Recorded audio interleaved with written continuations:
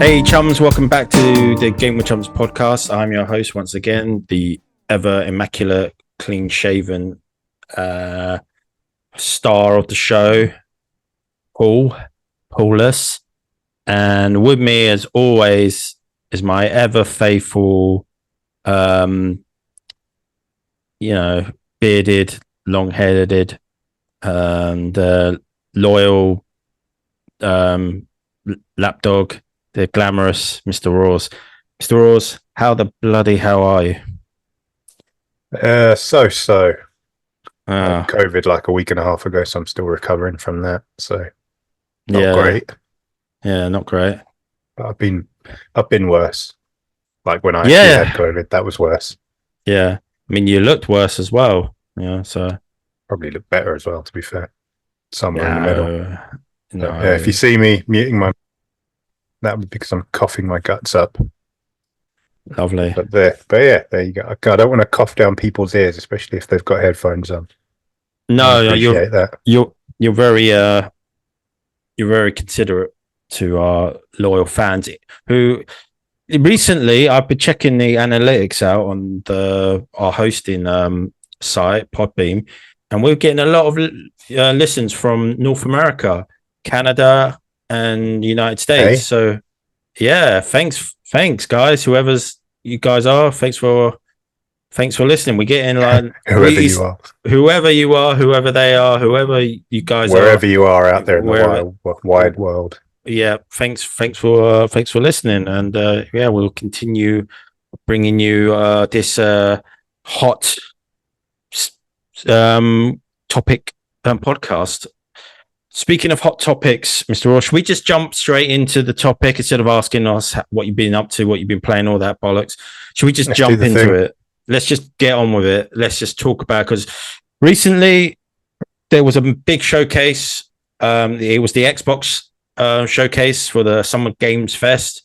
And it recently dropped by, happened at the time of this recording, probably like 2 weeks ago now.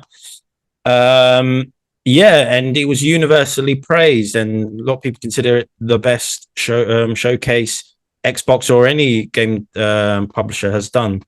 So yeah, let's just talk about it. First off, let me ask you, what did you think of it? Did you enjoy it? Did you like it? Did you think it was good, mid, just okay? Let me hear your thoughts. Oh, it was very, very good. There's a couple of things that were missing that, well, I guess we'll get to a bit later because I'd rather focus on the positives first. Yeah. But yeah, in general, I thought it was a really good show. They really needed to have a good show. They've had, as we've discussed previously, it feels like they've been kind of lurching from disaster to disaster since the start of the year. And they really needed a good show, and that's what they had. And yeah, like the Jeff Keighley show was like a few days before, I think. And everyone kind of agreed that was mid at best, which is not surprising because Jeff Keighley shows are always very average. They're never particularly good, if you ask me. So I'd never go into it expecting anything, but even then I was quite disappointed with his showing. So we needed to have a big, good, positive show to kind of rescue this time of the year, because, E3's dead now. Yeah. Dead and buried. We used to have, this time of year, we used to have all the streams at Sony Stream, Microsoft Stream, Ubisoft, Square Enix, EA. Everyone did their thing. Bethesda one, obviously, they don't do that now, seeing as they're part of the Xbox now. Everyone used to have their conferences around this time of year, and now we don't really get much of that. Basically, at this point, I think we get the Xbox one, the Ubisoft one, and the Jeff one. And that's about it. So we needed something good to kind of save the season, and I think we got that. Yep. I agree with you there. We were going to live stream it, but unfortunately, the place where I was going to live stream it from had terrible internet. I mean, it was absolutely dog shit. I sent you a screenshot, didn't I, Roz, of the download and upload speed, and yeah, it was just it was impossible to stream it, watch it. Yeah, you couldn't watch the show and talk to me on Discord at the same time, let alone stream it. Yeah, it was just, I didn't realize how bad the the internet was at the house I was staying at.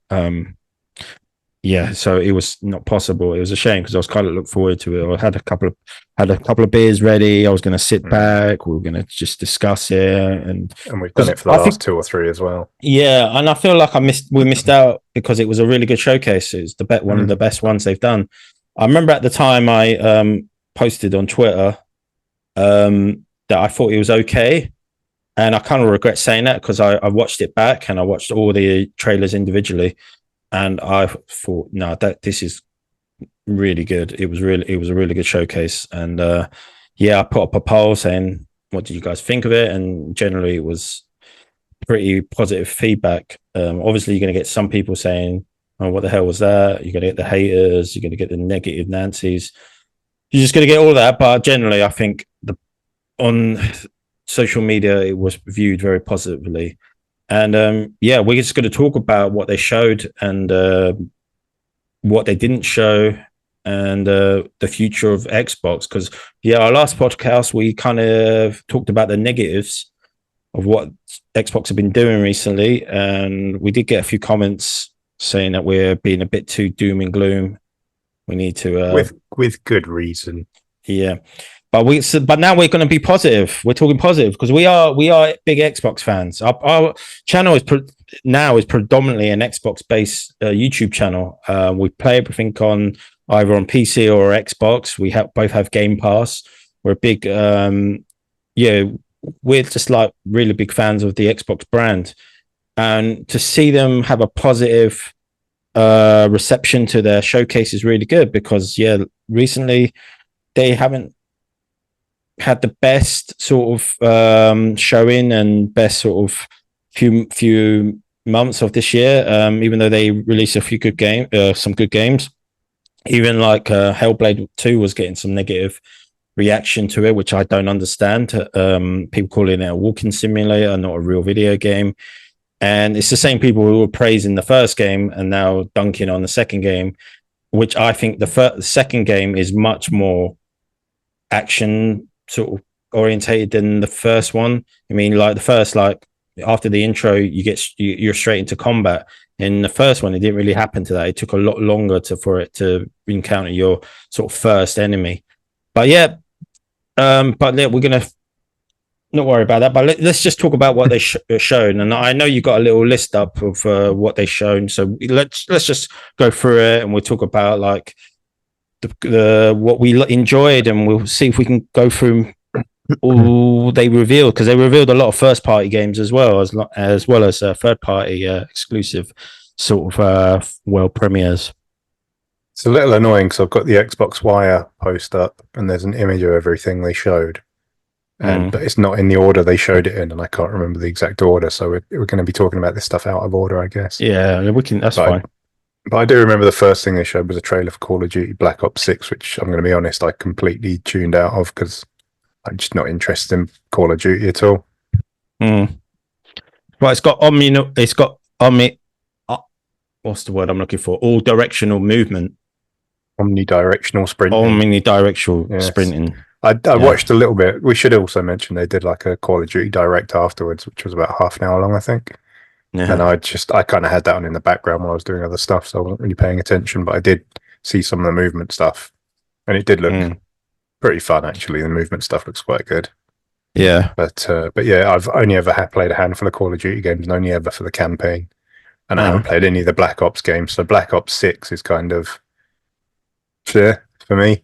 Yeah. But also that kind of ties into one of the things I feel was missing that we can talk about a bit later.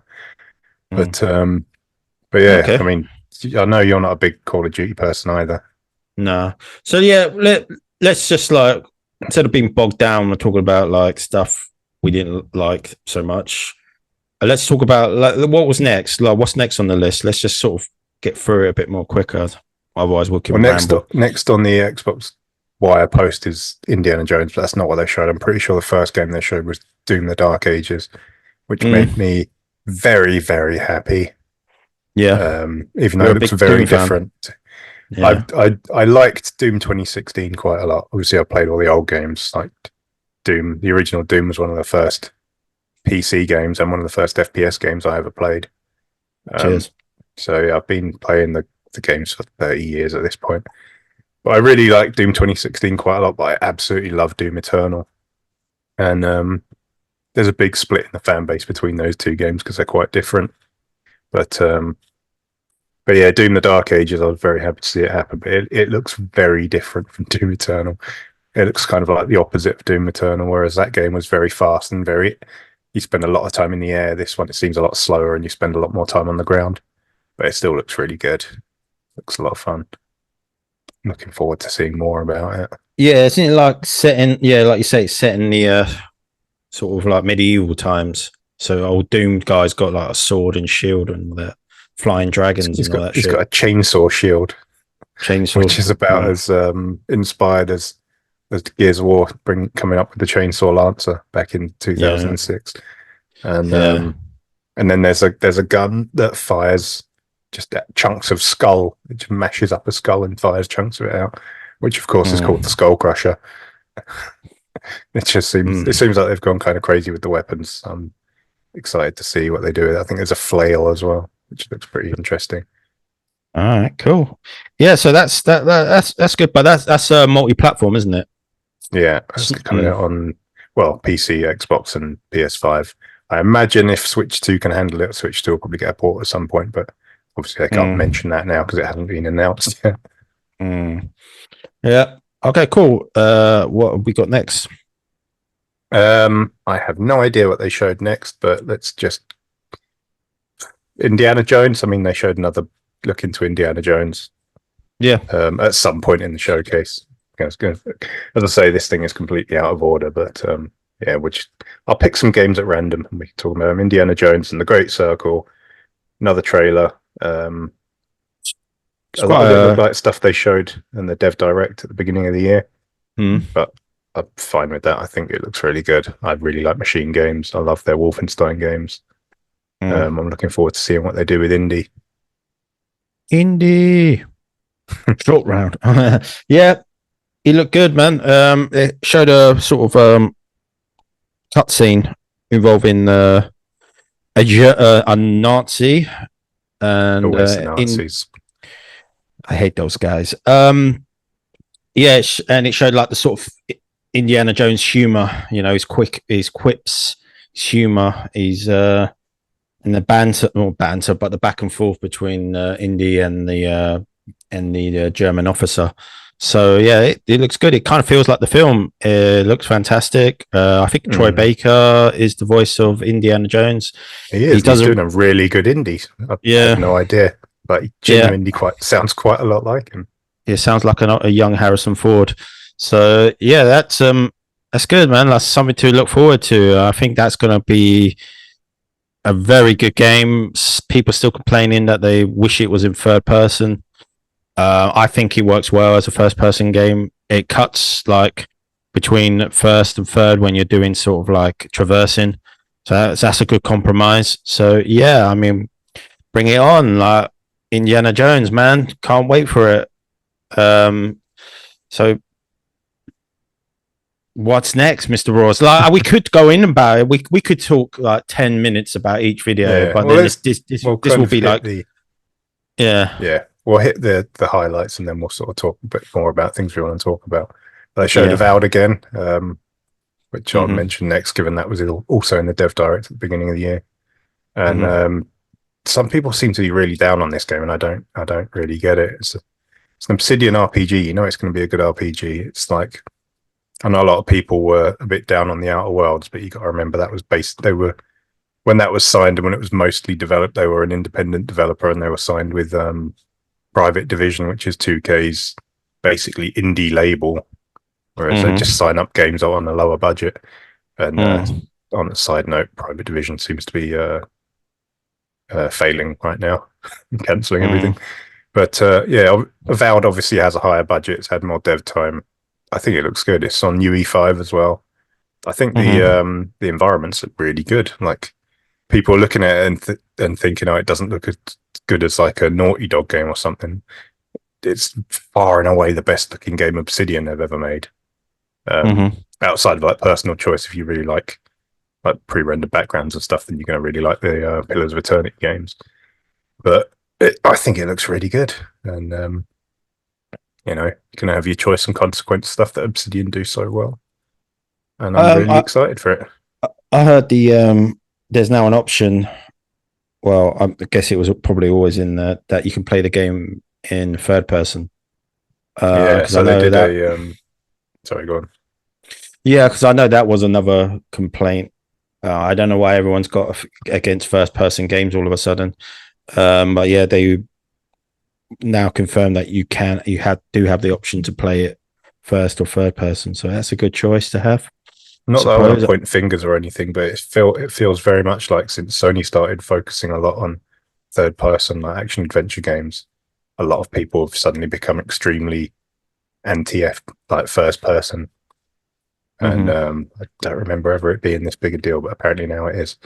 But yeah, they did the Xbox podcast have been doing like deep dives on a few games in the week since the showcase, and they showed there that you can play with a third person camera. So I mean, some people get motion sickness with first person. That's completely fine if that's why you prefer to play in third person. But a lot of people just seem very reactionary about it. But yeah, I think it looks really good. No release date yet, is there? No, it's 2024, so it's this year. I think there might have been a leak earlier in the week that showed it was like November something, but nothing confirmed yet. But I'm looking forward to it. Okay, it's going to be Shall good. we talk about? No. Let's talk about the Dragon Age: The Veilguard trailer. Oh, do we have to? Because it was awful, and that hurts me to say it because I love Dragon Age.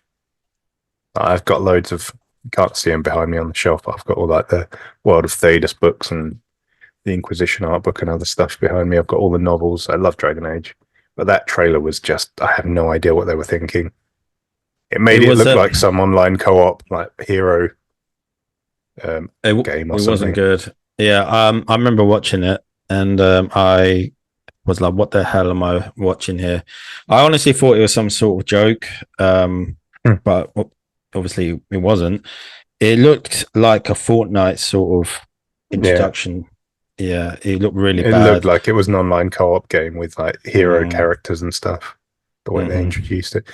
They got the tone completely wrong. The format was completely wrong. And then a few days after that, they came out and did like a 20-minute gameplay deep dive, and it looks amazing. So I don't know why they showed that. Yeah, I'm not impressed with the 20-minute gameplay. I didn't like it at all.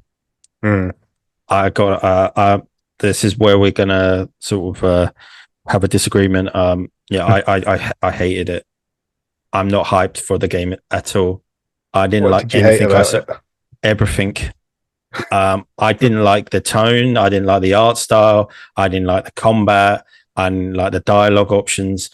And I know people could say, "Well, wait until," because I'm still going to I'll probably get it because I'm a big fan. But it sort of just killed my mood for it. I've been waiting. Well, we've been waiting 10 years for it. I know that a lot of the old team have left. It's a new team, but I just didn't feel Dragon Age. If it wasn't for Varric being in it and Solus, I wouldn't even know it was a Dragon Age game, to be honest, because Dragon Age has always had an identity issue. Each game is different, like in terms of combat, story, and art style. They all seem to have their own sort of distinctive sort of character. But with this, I don't know. I just think it just didn't. Like, as much as like Origins 2 and Inquisition were different from each other in terms of like art style and story, it still kind of felt like connected in a way. I still felt like I was playing a Dragon Age game. This one, I just didn't feel it. I just thought it's gone too far action. It's gone too Mass Effect-esque. And I'm really not sort of, maybe, I don't know, like I see they've released a lot more details about how you could build your characters, but the thing what I liked about Dragon Age over sort of Mass Effect is that you can control party members and all that. In this one you can't. You play as yourself, and they sort of act as sort of just, you can give them sort of quick commands and stuff, but I just don't like it. To be honest, the combat in Dragon Age was always up and down. They've gone more action orientated each release, and now they've gone full on action, and it kind of reminds me of like a sort of a Mass Effect-esque game, but with swords and magic. And as much as I love Mass Effect, it's one of my favorite franchises. I didn't really want that for Dragon Age. I kind of wanted Dragon Age to be its own thing, and I'm afraid at the moment it's kind of I lost my sort of enthusiasm for it. I mean, I'm probably going to be wrong. Like, I'm willing to like give the game a try. I mean, there's no way I'm not going to play it, so I'm gonna buy it, play it, and I'll probably like come back when it's released because it's got a confirmed release date, isn't it? Like, it's in the fall of this year. It's this year, yeah, towards the end of the year. So I will get it and play it, and who knows? I'll really enjoy it, but I don't know what I've seen so far. I'm just really not enjoying liking what I see, liking what I hear. I don't know. It's just like I really wish they sort of kept some consistency, but like Dragon Age has been developed by different teams. A decade too late for that now. Yeah, it's just I don't know. It just doesn't feel sort of really like a Dragon Age game. But yeah, they seem to got rid of, strip back everything. I mean, they were stripping back the RPG elements of the game. They sort of increased the RPG elements in Inquisition, but it's now seemed to have gone full on sort of more action. It's lost this sort of CRPG elements and just gone on full action RPG, which some people like modern audiences like that. And that's fair enough. I mean, maybe they're trying to reach a new audience, but for me, an old hat like myself who's been with the franchise since 2009, 10, it's a bit of a shame for me. But there you are. That's just my opinion, and I'm sure there's other people who feel like me, the old school guys who enjoyed the sort of more darker, more RPG sort of combat, because the combat for me was never an issue. I never really felt like that it needed to be like modernized, but this is EA we're talking about, and they need things to go boom, explode, jumping around, crazy shit, just to like sell it more to sort of an action fans and shooter fans. But yeah, that's how I feel about it. And yeah, I know you posted saying, "Oh, this looks amazing." I didn't have the heart to say, "Oh, this looks shit." I didn't really want to start like stuff. I thought I'd save it until the podcast because it's better when you sort of convey your sort of opinions face to face, so to speak. And yeah, but what did you like about it? That's my sort of negativity out of the way. Let's hear what you liked about it. And what I'm curious. Excuse me. I think visually it looks amazing. Like the environment and the fact we're going to Minrathous, which I'm really excited about. I thought the environments looked amazing. The hair looked incredible. Some really good hair rendering in that game. I take what you mean about the characters do look a bit cartoony, but they've kind of been trending that way since the first game. And then in terms of combat, I mean, combat's always been all over the place. Dragon Age 2 basically stripped everything out and made it an action game anyway. And then Inquisition kind of reintroduced some stuff. Inquisition was kind of a halfway house between 1 Origins and 2 anyway. But to be honest, a little bit closer to 2. Some of the stuff I've read makes me think they'll be bringing a little bit more of the RPG stuff back in this one, because I think they recognise a lot of people have criticised the series as it's gone on for stripping stuff out. But then they said that for Inquisition, and then it was kind of, a lot of it felt like sort of token systems. As long as there's no power system and war table, I'll be happy. But I mean, I like all 3 games individually. They're all good in different ways. I know a lot of people slate 2, but I like the story 2 told, and I like the way it kind of just focused on one character's journey over a decade, even if it did strip a load of stuff out. But yeah, I'm a big Dragon Age lore nerd. Let's say I read all the novels and everything. So finally going to the Tevinter Imperium, which we knew we were going there anyway because of the ending of Inquisition. But I'm just very happy to be continuing the story and seeing where it goes.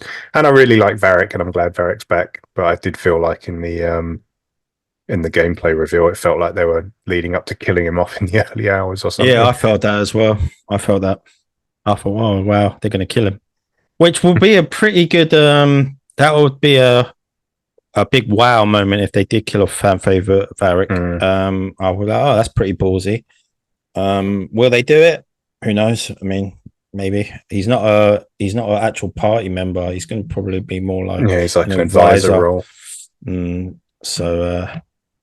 Yeah.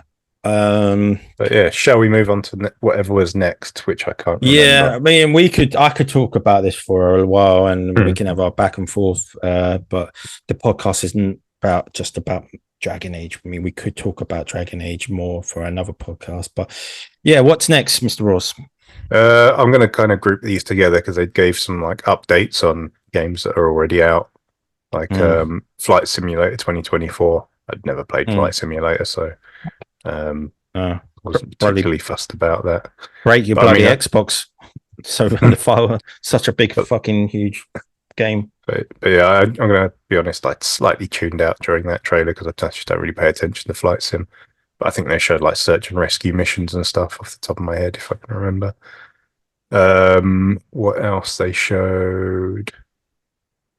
Shattered Space, the Starfield expansion. I can't remember if they gave it a date or not. But that was there. I still need to go back and finish Starfield. I think I put about 30 hours into it, and then other games came along, drew me away from it, and I keep meaning to go back to it. Sea of Thieves was there. I don't remember what they showed. Off the top of my head. It was it's been a long time since I played Sea of Thieves. New sort of season they're introducing because they do seasons now, don't they? So we haven't played it in quite a long while. It's gotten really fucking popular now. Even before they ported it to PlayStation, it was really popular. Oh yeah, it was really big before that. But yeah, the last time I played it was when they brought in private servers, and I just jumped on just to sail a sloop for 20 minutes because I kind of missed just sailing a boat. And so it's nice you can go in and do that now without getting murdered. But yeah, we've got a fair few videos up on the channel of when we used to play it. We had a lot of fun with that game, but it's just drifted away over the years. There are many streamers who are committed to that game. It's their whole life. But yeah, it's good. I'm glad for the Sea of Thieves that it's doing well, considering when it first launched, everyone shitted on it. I mean, it was quite a fun game anyway. I remember playing it in the beta, and this was back when I was posting on the Eurogamer forums when that still existed, and a few of us jumped on and just had the most ridiculous time on that. One guy was just trolling everyone and trying to sink the ship, so we locked him in the brig and then sunk the ship with him in. But yeah, they also showed Fallout 76 update. They're putting a whole new map in that game, Skyline Valley. It's another game that's going from strength to strength and has been picking up numbers since the Fallout TV show as well. More and more people logging in and playing it. I have to admit, I've never logged in and tried it because there's only so many online games you can keep up with, and especially if you want to actually play other games at the same time.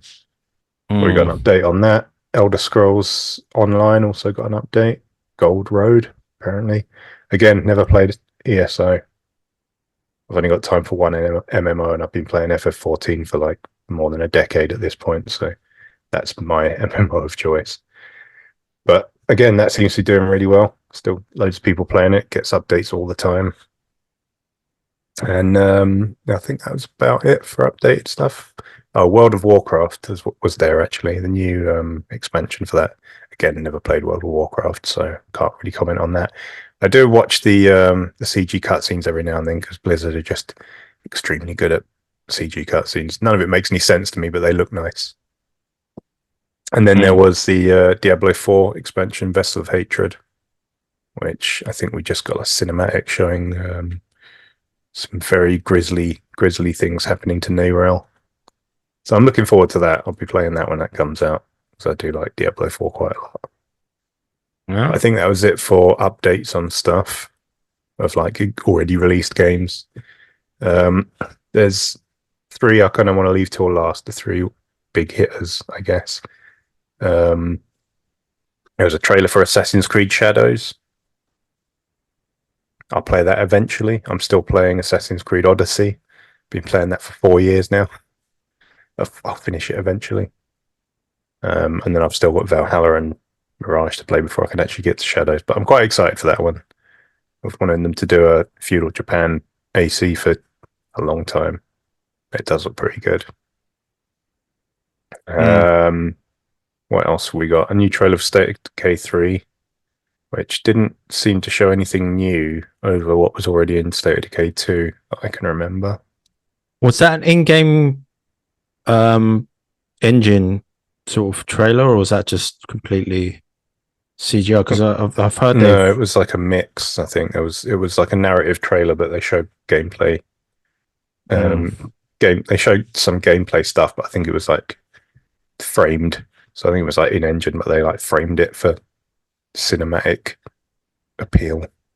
But I mean, it looks pretty good. But I mean, we played a little bit of State of Decay 2 when that came out, and I don't remember seeing anything in the State of Decay 3 trailer that looked new over what was already in State of Decay 2, but I'm sure there will be new stuff. That's another game franchise that has its big fans, has its not they're hardcore fans who love that game series. Yeah. I never played the first one, but played a little bit of the second one. Quite enjoyed what I played. Yeah, I get the feeling it's still got a fair way to go, so I'm sure it'll pop up again at another showcase or maybe Dev Direct or something, and they'll show us new stuff. Okay, cool, man. So let's talk about some of the smaller games that got mentioned, stuff that that was briefly mentioned, and let's just go through that and just talk about that briefly until we get into the big 3, as they say. I'm going to be honest, there's a few I don't really remember very much. Mixtape, I kind of remember. It was like it looked a bit sort of Life is Strangey. There was Life is Strange as well. There was Life is Strange too. We'll talk about that. But the mixtape looked a little bit Life is Strangey, but a very sort of 80s, early 90s soundtrack. Yeah. But I don't really remember much about it beyond that, to be honest. I would, if I was a games, if I was as a games creator as ourselves, I wouldn't make a video on that because you'll get hit by copyright for the music unless you switch it off. But it seems like the music is part of the game, very integral to it. Yeah, so I still remember when we did our first ever Let's Play, which was the first Life is Strange, and they were talking about how like they cleared everything for streamers and to not get like claimed, and people are still getting claimed, and loads of ours got claimed as well. Our videos are still getting claimed to this day. We just got a recent one about a week ago. Just popped up on our Gmail account saying your video's been claimed. I was like, oh man, now it's like 5 years, like more than 5 years, probably 5 years ago, possibly maybe a bit longer that we made that. It's still getting random parts of it claimed. So yeah, great. There was also Wu Chang Fallen Feathers, which it looked a lot like sort of that Black Myth Wukong game. It's a Chinese game, I believe. It looked very pretty. That much I remember. But when things start to look a little bit like Dark Soulsy in combat, I just tend to go like, oh, another one of those, and kind of tune out a bit. So I don't remember much about it, to be honest. Wasn't it just it wasn't a gameplay trailer? It was it a CGI trailer? I think they showed some game. I don't even remember, to be honest. It's it didn't really. It was like it's about an infection, isn't it? Like the character is infected with something, and she's going out into the world. I remember, like, yes, that rings a bell. Yeah, she had like glowing. One side of her face was glowing. Yeah, Can't remember. There was a lot. There was a lot of stuff. There was a lot. All right. Okay. It was like an hour and a quarter, an hour and 20 minutes, and they showed like 30 games, I think. So it was just like game, just constantly. So some of the stuff kind of didn't land as well. And that world premiere that I'm so accustomed to now. So bad choice of words. I'm not to say it didn't land very well, but it's just there was a lot on show, so some stuff kind of slips through a little bit. But there was Atomfall, which I don't remember at all. I do. There's a game set in. I think it's set. Well, it's set in England. I don't know if it actually it's set in the UK. I'm pretty sure it's in England. Because when people say UK, generally people seem to assume just England, but UK is made up of various different countries: Wales, Scotland, and some of the islands as well. So Northern Ireland, you're completely forgetting. Northern Ireland, but that's a touchy subject, isn't it? So, I think it's set in England, but it could be set in Wales, Scotland, or Northern Ireland, or like the Channel Islands, or something like that. But I assume, because like going off on topic, I just want to clear up, because I know we've got a lot of listeners in North America. There's no such thing as a British accent. There's no such thing. That doesn't exist. When you say British accent, people generally probably mean English accent, but there's no such thing as a British accent. I mean, there's not really any such thing as an English accent either. There are so many local dialects. But like when people like go, "Oh, you got a British accent," I'm like, no, it's a regional London accent I have. There's no such thing as a British accent. It's all like regional accents. Well, there is such a thing as a British accent. There's just fucking hundreds of them. Well, I wouldn't say like, because there's British accent. When people say, "Oh, I like your British accent," I'm like, "Oh, it's kind of like a London Southern accent, English accent." When people say British accents, you could say, "Oh, what? You Welsh, Irish, Scottish," and even then, you're saying what part of Wales, what part of Scotland, what part of England, because England and all the other has so many different variations. So there's no such thing as a British accent. But anyway, we are going off topic. Yeah. It seems like a Fallout-ish sort of post-apocalyptic game. I remember the red phone boxes, quaint sort of British countryside. But yeah, it looked okay, it looked interesting. But yeah, enough about that. I went on a bit of a rant there, but yeah. All I remember about that game is that I was in the chat I was in at the time when they started showing it. There was like, "Oh, is this Atomic Heart 2?" And I was like, I don't think there is an Atomic Heart, and the answer is no. But that's the only thing I remember about it. Yeah. I'm looking at a picture of it now, and I do remember seeing a red phone box, but that's all I remember. That's when you know you're in the UK. Bloody red visual shorthand. Winter Burrows. There was also that. I can't remember that. I can't remember that one at all. I'm not going to lie to you. I feel bad when someone has a reveal of their game at show, and I'm just like, I don't remember it. Is that the one with the mice? Might be. I remember there was mice in one game, and I think that with the burrows, so I might think that might be that. This one, I'm not sure. Apologies. I'd have to go back and rewatch that trailer. Yeah. And there was Claire Obscure Expedition 33,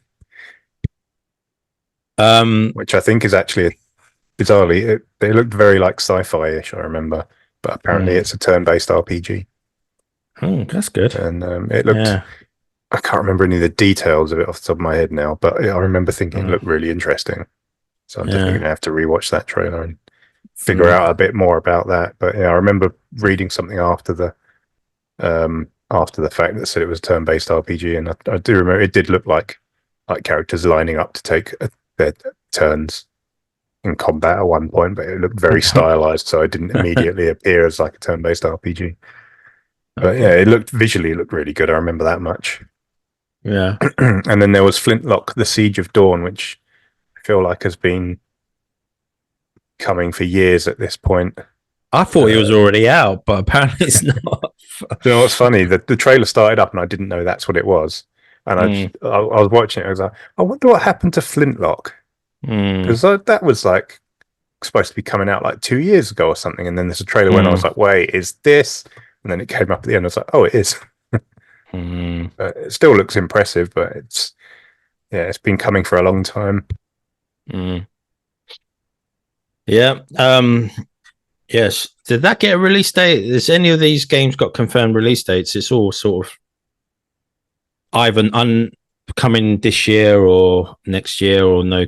There's been no real solid release dates yet. Has there? Not off the top of my head. Oh, apparently, Flintlock is out next month. There you go. Wow. That must have been at the end of the trailer, and I just completely missed it. Yeah, you are. Yeah, but it looks. I mean, it looks good, and I've been interested in it since it was. I think it's been shown at like 2 or 3 showcases over the years.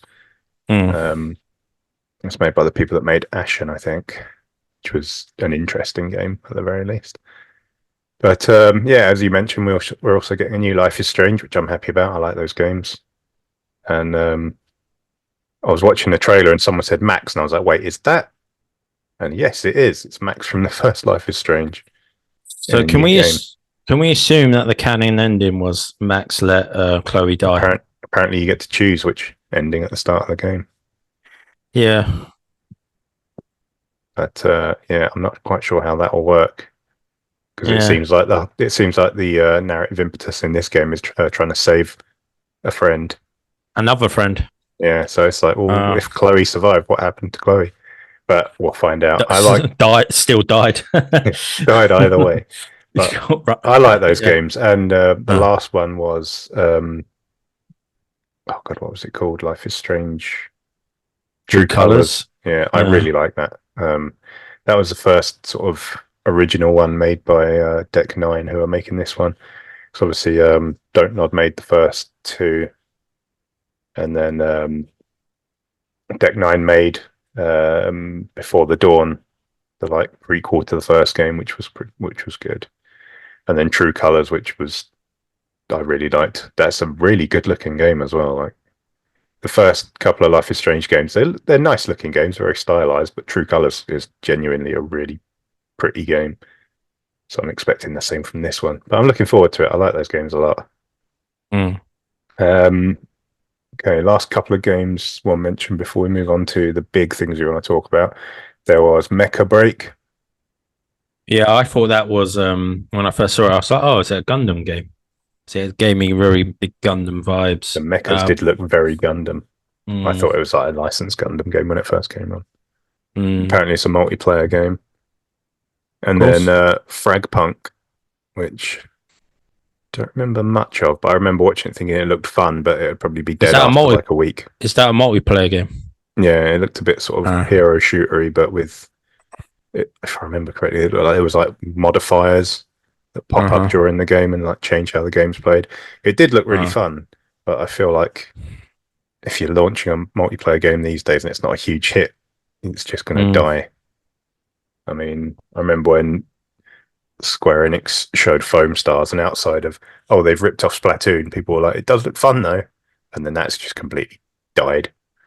I mean, they shouldn't have just put that on one platform. They should have put that on everything. But yeah, it feels like launching a new multiplayer IP is very risky these days. But I suppose launching any new IP is risky these days. So, yeah. But I mean, I might check it out when it comes out, because it did look quite fun, but I don't know if I'd stick with it. I don't really stick with online games, to be honest, that much outside of Halo and FF14. But yeah, I think that's about it. Outside of, there was a new trailer for Metal Gear Solid 3 Remake as well. Yeah, there you are. Yeah. What did you think of it? It looks good. But I mean, MGS3 isn't my favorite one in the series. I know it's for a lot of people. It is my yeah. And I was watching it going, come on, where's Ocelot and his Colt Army, Action Army, or whatever his pistol's called? Spinning these fucking guns around. I was expecting that to be like the end of the trailer, and it just wasn't in there. Yeah, but it does look good. I'm definitely going to play it. I like MGS3. It's just not my favorite. So I see they got the original voice actor back, David Hayter. Yeah, David Hayter. Metal Gear. I never liked the fact that they Kojima fucked off Hayter for replaced him with Kiefer Sutherland for like 4 lines. Yeah.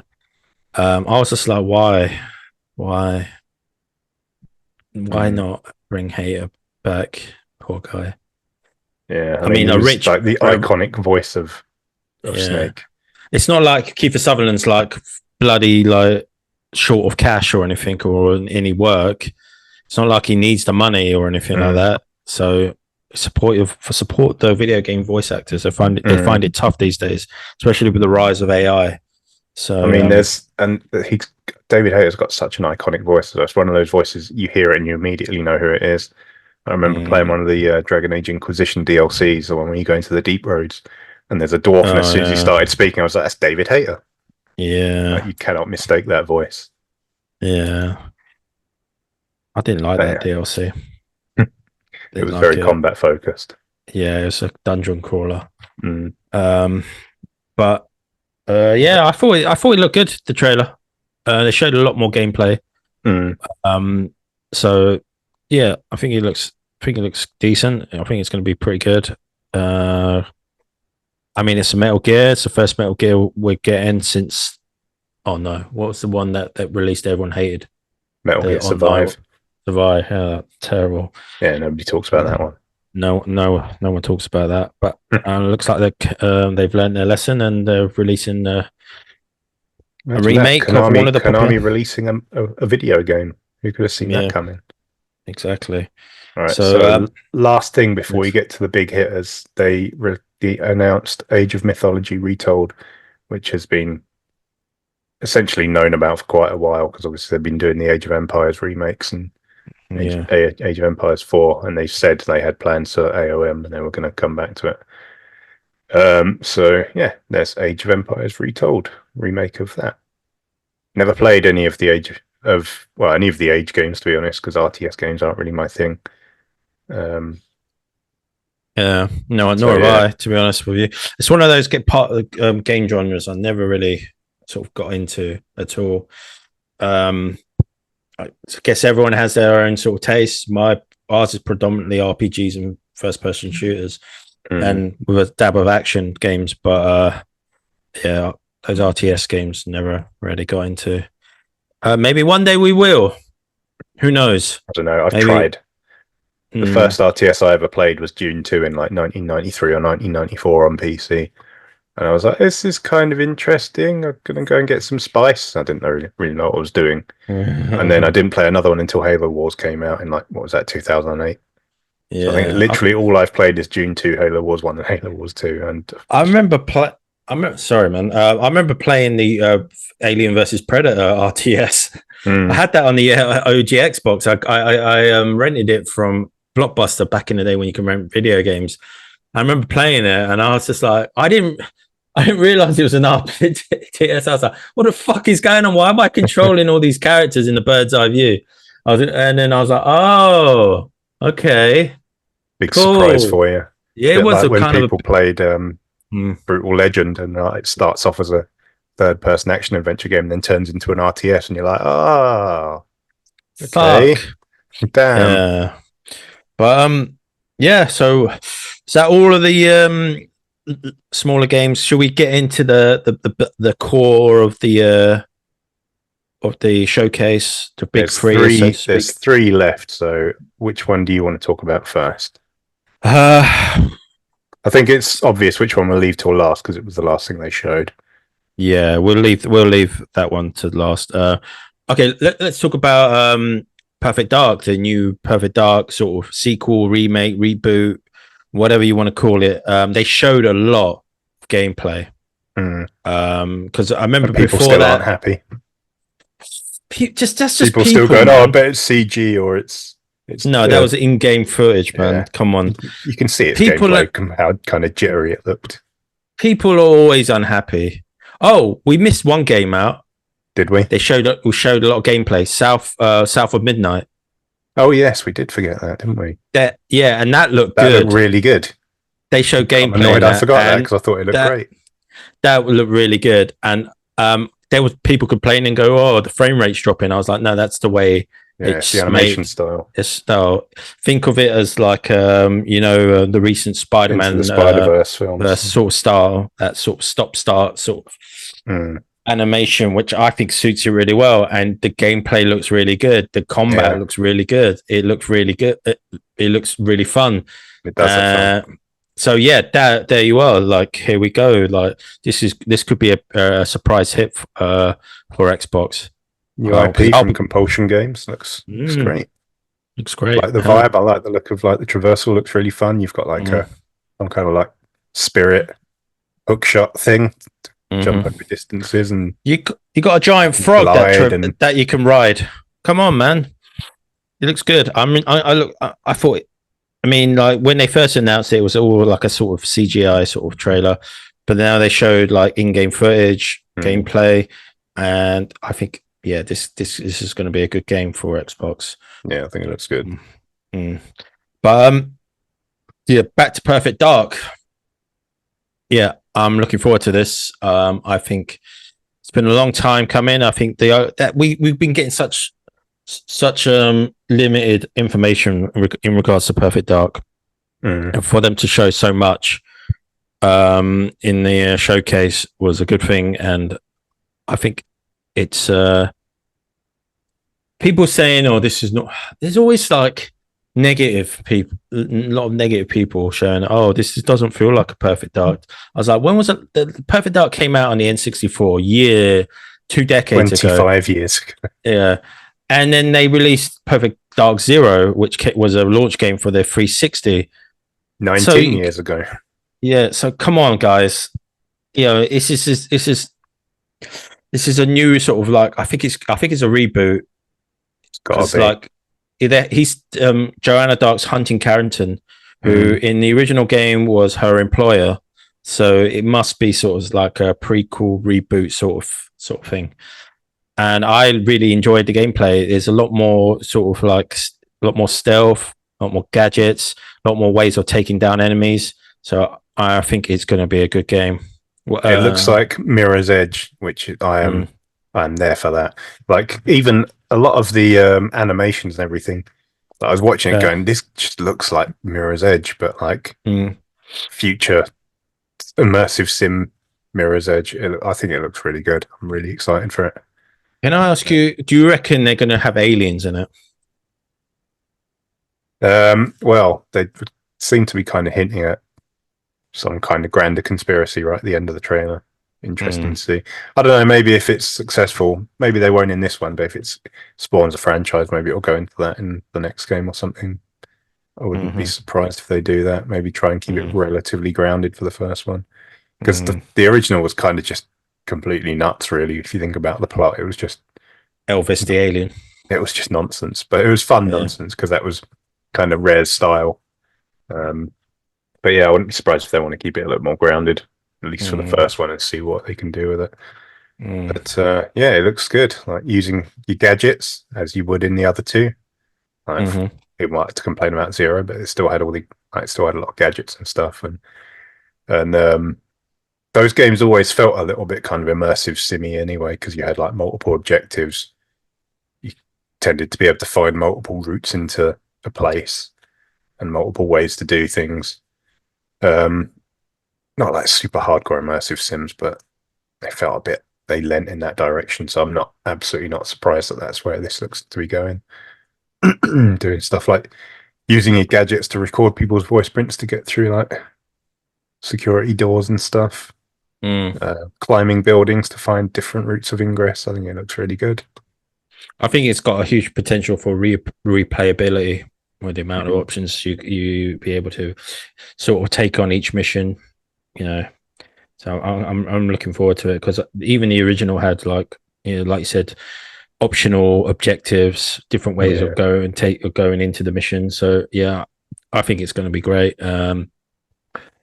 Any sort of negative feelings towards it? I can't think of any at the moment. I'm going to disregard what people have been saying, because some people are just idiots, and I saw some people saying, "Oh, it just looks like a vertical slice," and there's a bit where enemies just stand there and let a shooter in the head. I'm like, it's a fucking demo at a trade show. You're not going to like show someone struggling with combat. They're just going to show off some of the stuff you can do in the game. That stuff looked a bit to me. I don't know if you ever played the Splinter Cell. I think it's Splinter Cell Conviction or Blacklist, one of those two. Well, the one where he goes to jail. No, I think it was Double Agent, wasn't it? But there's a couple. They on the 360 and PS3, and they made them a bit more actiony. But there's a mechanic in it. It's like mark and execute, I think it was called, where you build up a meter, and then you can just basically auto execute people. Like you just tag people, and then each goes bang, bang, bang. And there's a bit in the trailer of the Perfect Dark trailer that made me think of that, where she like tackles a guy on the floor, and then she like spins around and shoots two guys in the head in quick succession. And I was like, that looks very much like the mark and execute thing from Splinter Cell. Very And yeah, and but I also saw people saying, "Oh, why did they like just close down Arcane, who make immersive sims, only to make Perfect Dark an immersive sim?" And I'm like, I know people are like upset about the studio closures, with perfectly legitimate to be upset about that. But this game's been in development for like 5 years. They didn't close down an immersive sim studio and then decide to make Perfect Dark an immersive sim. It's been working on the game for bloody years. It's just there are some stupid takes out there. Yeah. They even got they brought is it Crystal Dynamics? Crystal Dynamics are doing the majority of the work. Yeah, the initiative are still like, I think they're still like 30 or 40 people. So I think the idea was to bring in like world-class leaders in each discipline, and then like contract another studio, and then just have them sort of develop the game with the initiative kind of leading everything. Cool. Yeah, so it's Crystal Dynamics, which is one reason it looks good visually, because Crystal Dynamics are a very good studio technically. Like the excuse me, Tomb Raider reboot games are amazing looking games. For all the problems with the Avengers game, it's a very good looking game. They're a good studio technically. Cool. All right. Let's go into the second one, which is another sort of remake, reboot, sequel / of an old classic Xbox IP is the new Fable, and continues to look amazing. They have super hands from Peep Show in it, so that's got my attention a lot more as well. I was like, is that super hands? Yeah. Oh, I need to hear him say the secret ingredient is crime at least once in that game. Yeah. Or maybe he can like tell us, like, given he's like supposed to be an old hero who trains new heroes, maybe he can tell us about poisonous snakes. Yep. Red next to back, black, jump the fuck back. Yeah. For people who don't know, Peep Show is a comedy show set in our neck of the woods, Croydon, and it's bloody good. It's funny. If you haven't watched it, please go and watch it, because it's very funny and very, very cringy. Very cringy. It's like a very sort of, well, obviously British sort of humor. So yeah, go and watch it. But speaking of Fable, I thought this looked good. People still saying they want to see more gameplay, which is understandable. I think it was just more like to show off sort of where the story's going, sort of the plot. I think there's going to be a hero gone bad, which I think is like your protagonist you're sort of like the evil like version hero. So it sounds like you guys were friends, you grew up together, you trained together, and one choice led to this particular hero going sort of not to the dark side, because in the original Fable you were allowed to be bad. You could do things a certain way, be the sort of, you didn't have to sort of so you didn't have to sort of be like a goody two shoes, but that's what it sounds like the plot is, and it's going to be like a sort of a conflict between your character and your friend, which I think is what they're trying to make it. I wouldn't be surprised if like you can like choose to either like oppose her or join her, and maybe like I think her and become the big bad yourself. Yeah, that's what I was thinking. It's a big part of Fable is like the whole morality meter thing. Yeah, I think I think they keep that in there. You can oppose her. You can do like sort of be like on the good side, but I also think you probably could like take her down and assume the man or be in the big bad. But that's just like the basic sort of feel I got from it. Obviously there'll probably be more to it. Like from the sounds of it, this character scares the crap out of super hands. What was the name of his character? Humphrey. Yeah. So I do like that they're getting like British comedians into voice characters in the game, though. That's just the perfect thing to do. Oh yeah, that makes complete sense. There are a lot of like well-known British actors and stuff in the older games as well. Yeah, John Cleese was in it. Zoe Wanamaker was in there. Zoe Wanamaker, yeah, she was in it. She played the your sister in 2 and 3. She voiced her anyway. Well, the sister from the first game protagonist anyway. The blind seer. But yeah, it looks good. Like visually, you can't say incredible. It looks fantastic, man. Like they were showing off a lot of the sort of like city area. A lot of the that looks great. And you can't say this game doesn't look fantastic. It looks really good. The humor's on point. The visuals are on point. Maybe next time they'll probably show off more gameplay, because I want to see if there's like a hub like to it, like you got like a health meter and stuff, or magic meter, which I'm pretty sure you will do. They will have that, because your character will use magic, stamina, and stuff like that. Well, they show you using magic in the trailer last year, like throwing a fireball at a bandit. So yeah, I feel like if they're going to do, because they've done it twice now, the Dev Direct early in the year, so I feel like this will be a good candidate for Dev Direct 2025. They could do a bit of a deeper dive. When's they said next year? 2025, yeah. So it feels like Dev Direct, like January, February next year. Surely they'll go really in depth into it. But 2 very good trailers for Fable so far. I understand people saying I want to see more gameplay. That's totally fair. But yeah, I think they will. That. With the trailers, they just want to show like the sort of more of the vibe of it, the more technical stuff. Technical stuff, yeah. They will show gameplay. They will show gameplay footage, which they kind of have showed it, but it kind of blends in. Yeah, it kind of like it's so well done. It looks like it's part of the cutscene. But yeah, I gotta say, I'm really out of all the games that Xbox will be releasing, Fable is probably on my top of my bucket list that I'm really looking forward to. I know you never really got into the Fable games, but with this new one, it just looks so good. What was the remaster of the first one called? Anniversary. I played a few hours of it, and I've been meaning to like properly run through it. But I remember I never played the original version on the Xbox. I actually own a copy of it. I'm not sure where I got it. Oh, someone must have given it to me, but I just never played it. I remember going around a friend's house when Fable 2 came out, and he was just running around farting at people. Literally, I watched him play it for an hour, and he was just running around farting at people and like throwing apples around or something. And I was just like, is this what this game is? It's like, are you going to go and do anything else? And he just carried on running around farting at people. I was just like, okay. So it's a little bit of a black hole for me, this series. Literally all I've played is like 2 or 3 hours of Anniversary, but I've been planning on like rectifying that when they give us a date, and just like, because they're fairly short games as far as RPGs go. So they're not the longest RPGs, probably about 20 to 30 hours at most. Not like RPGs now, which fucking hundreds of hours. That seems to be the bare minimum for an RPG. I'm currently playing Baldur's Gate 3, and I'm already like 65 hours in. I'm still on the second act.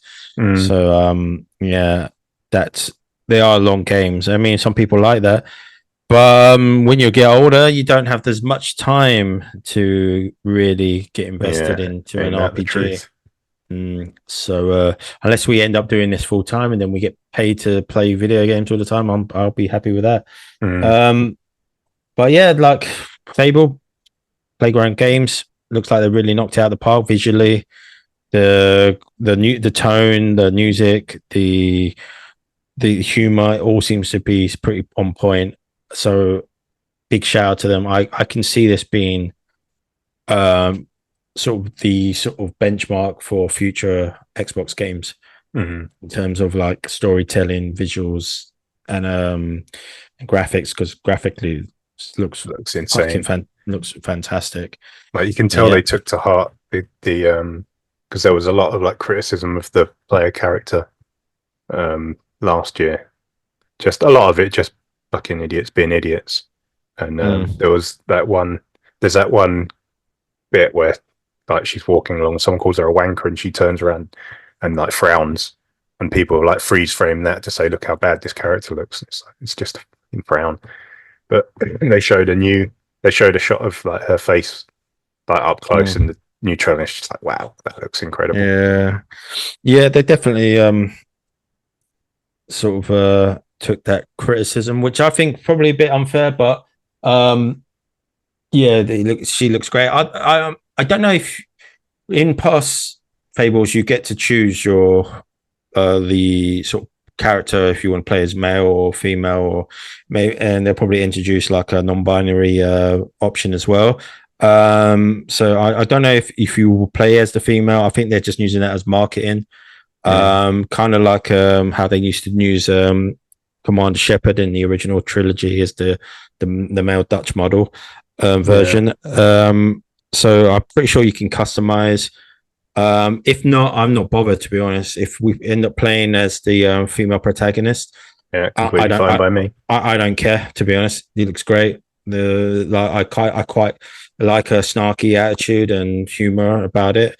It wasn't like focused on her like it was in the first trailer. It was focused on Humphrey, but it sort of had a bit more of a serious tone to it, because like you thought that Humphrey was talking about the protagonist, but he wasn't. And so that was like, oh, okay. Yeah, that's what I thought at first. Like, this is what happens if you take the bad route. But yeah, I quite like where they seem to be going with it. Yeah, and I can't wait to see more of it. And hopefully, Dev Direct in about 6 months, and we'll see a lot more. Because I'm guessing it's going to be like an autumn game. It's going to be like big end of the year game. So it's probably like still like nearly a year and a half away. I heard before we talk about the last game that Xbox have more to announce. I think they said they were holding back, and we were going to talk about that. So apparently there will be some more reveals about games that wasn't shown at Gamescom in Germany. Have you heard about that? I haven't, but I'll take your word for it. I mean, it makes sense. We know there's a lot of stuff rumored that we still haven't seen, and then there's stuff that they announced that they didn't show at this thing that they need to show at some point. But yeah, I mean, they have announced games at Gamescom before, if I remember correctly. Halo Wars 2 was announced at Gamescom. So yeah, I'm sure they'll do that, which is what, August, I think, normally Gamescom. Yeah, I think that's when that is.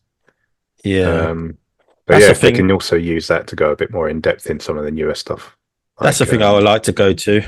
You know, being in Germany, pretty close to us, about a 2-hour flight from London. So Gamescom, you want to hook us up? We'll go there. That'll be fantastic. Because I always wanted to go to E3. And now it's dead. It's just a shame. I know we talk about it a lot. Like, we're sad that E3 went. But yeah, Gamescom.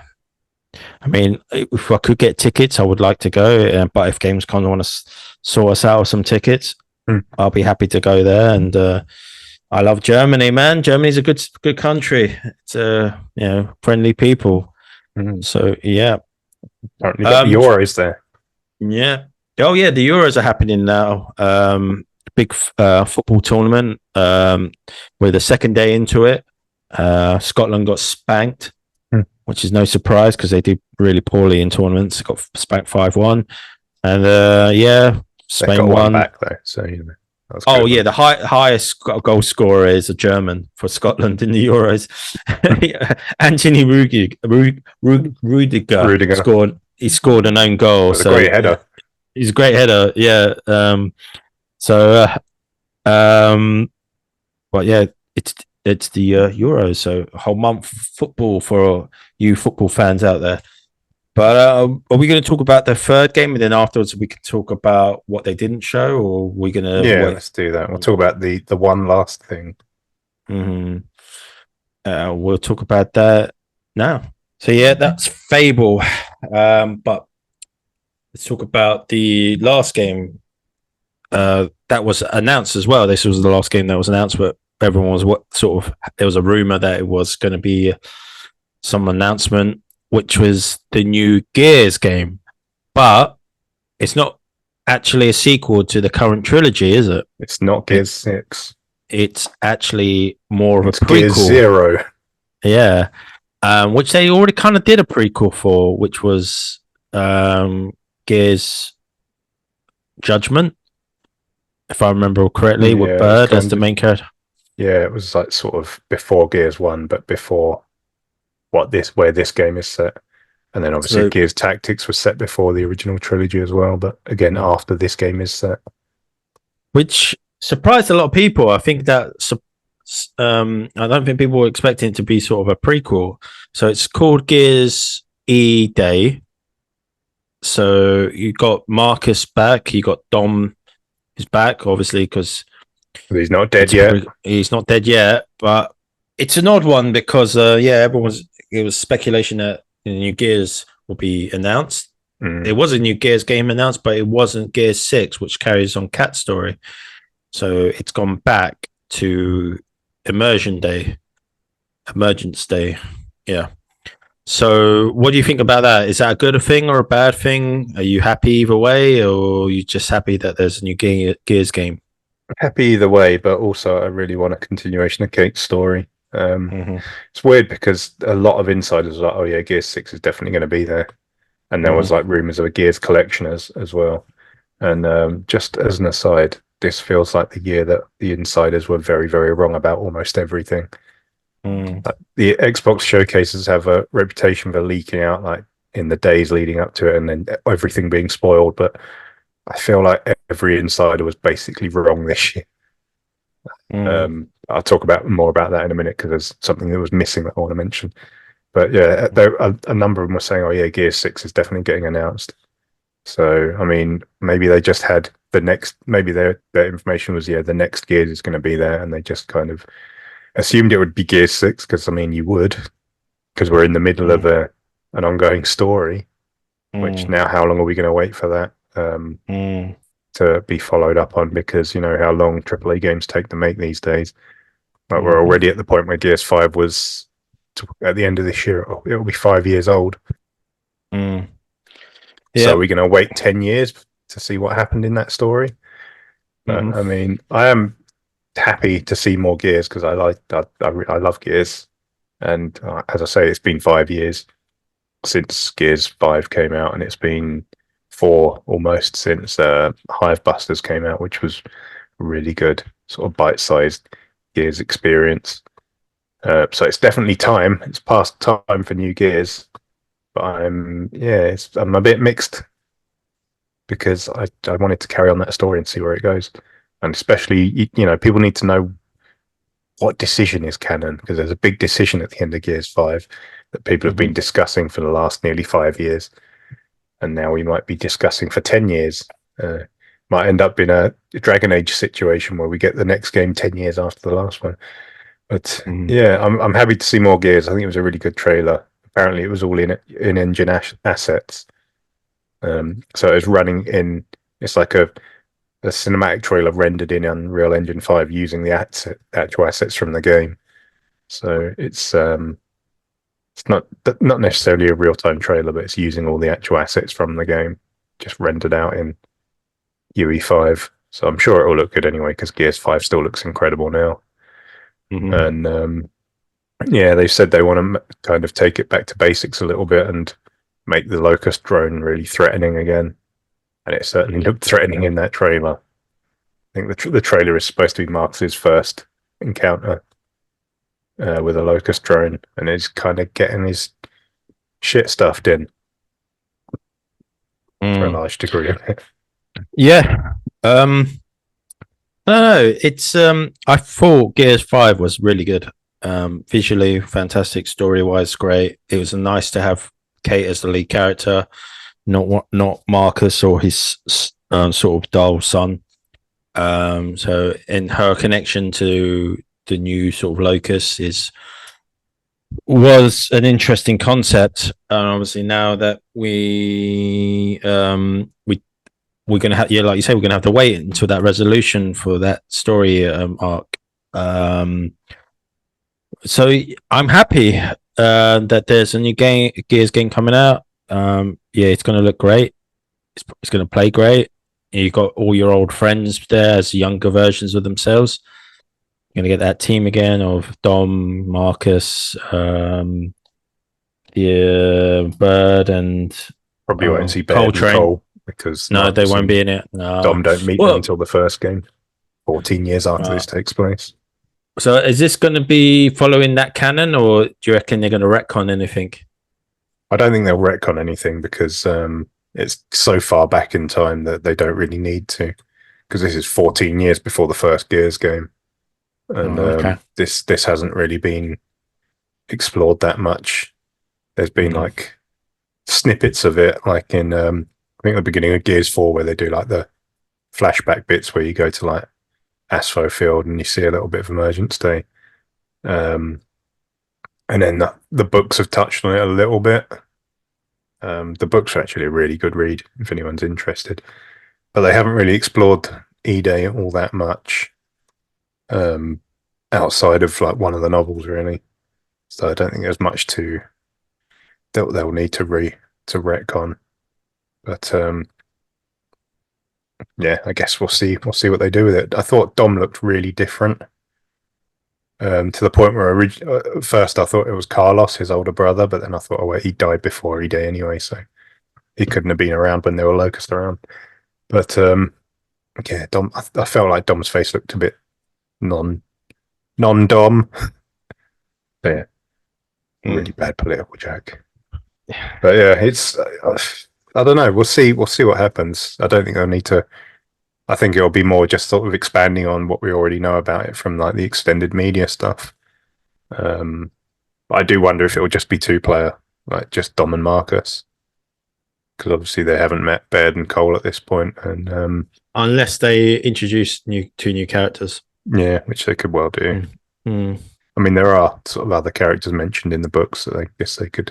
It's been a while since I read them, so I can't remember off the top of my head, but I think there are other characters. Maybe we'll get a new Carmine. Probably, yeah. Yeah, there's not much to go on. It was kind of an unexpected, like, sort of reveal in terms of like being a prequel. So there's not too much to go on, but I'm excited. I think it'll be good. Get to fight the Locust as a fresh, it's sort of not as a fresh perspective, but fresh eyes in terms of like this is the first time you really encounter them. So that'll be good. And yeah, because obviously being veterans and playing all 5 games or what, and if anyone played Judgment, we fought the Locust, and but in terms for the characters that like Marcus and Dom, it'll be their first time in actually fighting them. So yeah, I'm looking forward to that, man. It'll be see the horrors of the Emergence Day and what the Locust Horde can do and what they have done to the world. So that yeah, it's good. Like, still will like to Gear 6. I think Kate was an underrated character. Yeah, I really like Gears 5. I like the way it called back to Gears 2 as well when you go back to New Hope and stuff. So I do hope they go back to it at some point, but it looks like it's going to be a long wait. You're going to see the full destructive power of the Locust and what they do to the world.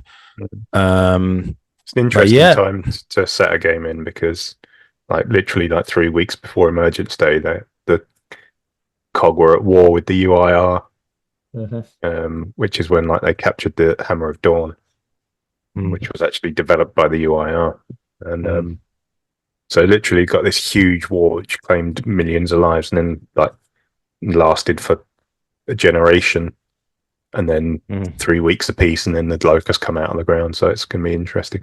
I kind of feel like maybe the game starts with like the last offensive in the Emulsion Wars, where you go to Aspho Point and steal the Hammer of Dawn, and then you probably see Carlos die, and then a little bit of an intermission when there's peace for a little while, showing Dom and Marcus coming to terms with his death, and then focus time. I feel like that's what the opening a couple of hours of the game might be like. Yeah. But yeah, we'll see. I'm interested. I'm definitely excited for it. I love Gears. But I am just now like, well, okay, but when's Gears 6? Yeah. Because we don't know how far along this is. It's obviously not coming out this year. And it's been 5 years since Gears 5 already. So, I mean, even if it comes out next year, we're probably still looking at like another 4 or 5 years after that before Gears 6 comes out. Yeah. That's a long time to wait for a resolution. Yeah, it's a bit of a strange decision to go and do like a prequel in the middle of an ongoing story. And we'll be older men by then. Like, we'll probably have to be wearing diapers, nappies, and shit in our pants and slow reflexes. We'll have to play it on easy. Yeah. But yeah, that was the Xbox showcase, and that was our thoughts about it. Overall, very positive. I thought it was one of the best showcases I've seen in a long time. Probably like since like early E3 days when everything there wasn't so much chatter on the internet where you sort of had to find things out by actually watching it and not have leaks and gossip and stuff like that coming out. So it's definitely the best one in like the last 5 years at least. It's been it shows been going downhill for a while. It's been a cracker. And I'll probably give it a good 9 out of 10. I'll give it I could agree with that because the big hitters were really big hitters for me. I'll give that the Game with Chums seal of approval. The top rated pint, as we like, so. But what did they miss out? Like, what do you think? Well, there's a couple of things that I was really expecting to see. There was rumor that Square Enix were going to be there in a big way. And I was kind of hoping for some kind of presence and them announcing some stuff that they've missed. Like, I wasn't expecting Final Fantasy 16 or 7 remake at all because, well, the Final Fantasy 16 is still technically console exclusive to PlayStation for another few days, so it was too early for them to talk about that anyway. Even though they're Square Enix are awful about this stuff and still haven't even put it on PC 6 months after they're allowed to. But I was expecting like maybe some smaller stuff because they had that big announcement a little while ago when Phil turned up at FF14 Fan Fest and they were like, yeah, we're going to show more commitment to Xbox. And so far we haven't really seen much come from that. We're getting the new Mana game, which looks great. And I expected a trailer for that at the very least. I expected a new trailer for Mana, Visions of Mana. That didn't happen. And maybe some ports of older games they've missed. I thought they'd show up with a little montage of a few older ports that are finally making their way over, but nothing. And Japanese games in general, I don't think there was a single Japanese game in the entire showcase. Maybe they thought it would be in poor taste after they closed their only Japanese studio. I don't know. Metal Gear. There was Metal Gear, yeah, to be fair. But that's it, I think. I missed something. Can we say it again? Shut up, Alexa. Here you go. There's Alexa. Yeah, I mean, there was a couple of Chinese games in there, but no Japanese games other than Metal Gear. So it felt like a little bit of a miss. But considering the strength of the show, I didn't miss. There was too much good stuff for me to kind of get hung up about that. One thing I thought we'd definitely get is like a Game Pass drop for Activision Blizzard games. At the very least, I thought they'd go like, here's a trailer for. Hold on. Excuse me, terrible cough. I thought at the very least they'd do like, here's a new trailer for Black Ops 6, and now all of the previous Black Ops games are in Game Pass. Go play them. I thought they'd do something like that, but I'm not sure what the holdup is with them dropping Activision Blizzard stuff into Game Pass because I'm pretty sure we still only have one game, and that's Diablo 4. I don't know why nothing else has made the jump yet. At the very least, the console stuff should be easy enough to do. Like I know that all their PC stuff's tied into Battle.net, but the console stuff should be easy enough to do. And when the Bethesda acquisition closed, day one they dropped like 20 games, and then they dropped more a few weeks later and more a few weeks later, and they seem to just have done nothing with the Activision Blizzard games, and it's weird. Maybe it's part of the because it was such a long process to actually get the acquisition over the line. Maybe there's some sort of hidden something we don't know that prevents the games going straight onto Game Pass. Maybe that was some of the sort of I think all the terms are public, because we know about the they had to sell the cloud rights to Ubisoft, so they can't. So fair enough, they can't go into xCloud, but they can go into Game Pass because they've already done it with Diablo 4, and just nothing else has made the jump, and it's just weird. Yeah, but yeah, there we go. But yeah, stuff that you mentioned earlier, like there was a rumor they were going to announce stuff that they didn't show, that they got in their back pocket at Gamescom maybe. And yeah, kind of tying into that, we know Toys for Bob is making a game with Xbox after they got spun out after the acquisition, and the rumor is they're making a new Spyro, so maybe they could announce that, but I think that's extremely early. I think they literally just started working on it. But yeah, those are the two things for me. No Japanese games other than Metal Gear, and no Game Pass drop for Activision Blizzard. Yeah, nothing from Kojima, because I know they're still he's still working on the game. Maybe they'll announce something. It's the Tokyo Game Show happened yet? That's going to happen soon, isn't it?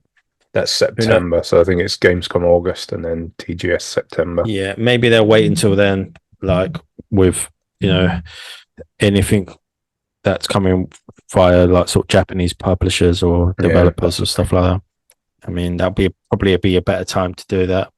Fingers crossed that's the case, because it did feel like there was a bit of a something missing. But again, like the big hitters really hit hard for me, so it's hard for me to feel anything other than positive about the showcase. Yeah, it was a really good show. Positive vibes. Well, speaking of a positive show, I think this has been a pretty positive show, considering our last podcast was pretty negative, and lots of people have said that we've been a bit negative about it. But yeah, so I think we're going to wrap it up there. It's been this has been an interesting and long sort of detailed sort of deep dive into the Xbox showcase and our thoughts of it. I think overall it was pretty positive. I bloody hated Dragon Age Vanguard. I don't even like the name change. I've got to be honest, the name sucks. The Veilguard. Veilguard. Should have kept Dreadwolf. Yeah. So other than that, I think it was pretty positive. I think Xbox got more to show coming up with the Gamescom. That's the rumor anyway, that they got more. In terms of Japanese sort of things, because I know they still want to push. They still say they want to make a presence in Japan. Obviously, closing down their only Japanese studio wasn't a good idea, but hopefully, in Tokyo Game Show, they'll have some announcements, because have been closing out with Square Enix. They're trying to repair that relationship, so hopefully, we'll see some more games and coming over to Xbox. But yeah, I can say it's been a positive couple of weeks for Xbox. I mean, they're riding high on the Xbox showcase. And that just proves all they need to do is just show what they're doing and make the right moves. And if it wasn't for the closure, it would have been a more positive, games closure, studio closures. They would have been probably more positive, they would have been riding high on that wave a bit more of positivity. But yeah, like a few hundred people wouldn't have been out of work, which is the main thing.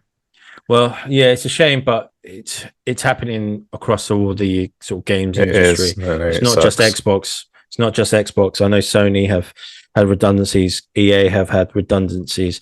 Ubisoft. It's in a bit of a position at the moment, the games industry. Yeah, a lot of closures and layoffs. It's not good. Yeah. So feel bad for the people. It's bad for the people who've lost their jobs. Hopefully, they'll find something soon. And yeah, but what's happening on the channel? Like, have we got anything in line? I know you've been working on the video that it's your magnum opus. For a very long time. Very long you're time. overselling it. It's going to be really bad when it goes out, but I mean, it'll get.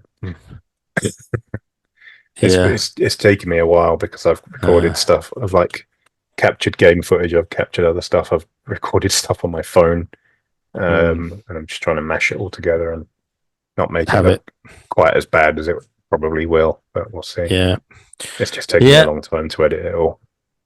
We're now in the full swing of sort of con season here in the UK. We've had London Anime Gaming Con. We've had MCM. We got Hyper Japan coming up. We got Eurogamer coming up. Will we be going to either of them? Probably not. There's one in Croydon that's happening, which I'm trying to convince the guys to go to. Raws it's anyway. Going to be bad. It's going to be bad, but I think in terms of like going to new cons, I think it'd be worth a look, and it's fairly local to us, even though it's in a part of Croydon that neither of us really go to because there's nothing really there. But I think it would be good. It'd be good to go to just to show it, and if it's bad, we can just it won't be like Anime Con where it's in the middle of nowhere and it's in North London. If it's bad, we can sort of bugger off to go home or something like that, or go to the pub or something. But I think personally we should probably check it out. They haven't got back to me about getting press passes or creator passes. They probably haven't thought that far ahead. Well, there is an option to do it. You can apply for some sort of did they or did I just DM them? Okay, whatever. Anyway, yeah, I think it might be an idea to go. I don't think the tickets are that expensive. £9, which is probably a bad sign. Bad sign, but they got actual guests there, so you know they got guest guests to do signings and stuff. So they must have a bit of money there to pay these people to turn up to Croydon, you know. So who knows? We'll wait and see. I know I could probably convince Ross to come. I just look, it's for content, it's for the channel, mate. Because get out there, feed the algorithm. I know it's sort of our local borough as well, kind of. I think we should sort of.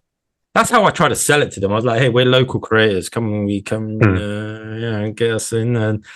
But no response yet, so we'll see. But yeah, I think that's going to wrap it up, Mr. Raws. I think we'll both want to get ready for work tomorrow, and there's football on later, which we'll probably be watching. So I've already had a couple of beers, so I'm probably going to have a couple of more and then pass out some later tonight. So yeah, but thanks for watching. Thanks for listening. This podcast is available on all streaming platforms apart from Apple Music. But that doesn't seem to stop anyone in North America from listening to us, because we're getting a lot of listens from Google Chrome, Firefox, which I didn't even realize is still a bloody thing.